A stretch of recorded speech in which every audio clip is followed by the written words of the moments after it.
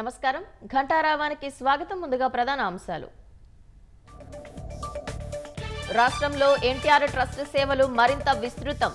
విజయవాడలో భవన నిర్మాణానికి భువనేశ్వరి శంకుస్థాపన.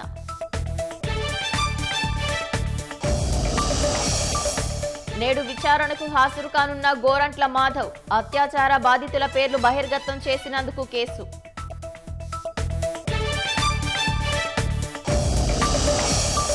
వైసీపీ ఎమ్మెల్సీ దువ్వాడ శ్రీనివాస్ పై గుంటూరులో కేసు నమోదు. పవన్ పై అనుచిత వ్యాఖ్యల ఫిర్యాదుతో చర్యలు.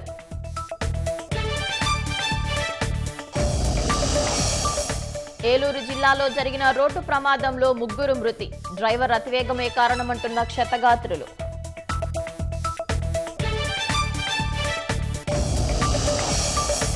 ఖనిజాల ఒప్పందంపై జెలెన్స్కీని దారికి తెచ్చేలా అమెరికా పావులు. ఉక్రెయిన్కు ఇంటెలిజెన్స్ సాయాన్ని నిలిపేస్తున్నట్లు ప్రకటన.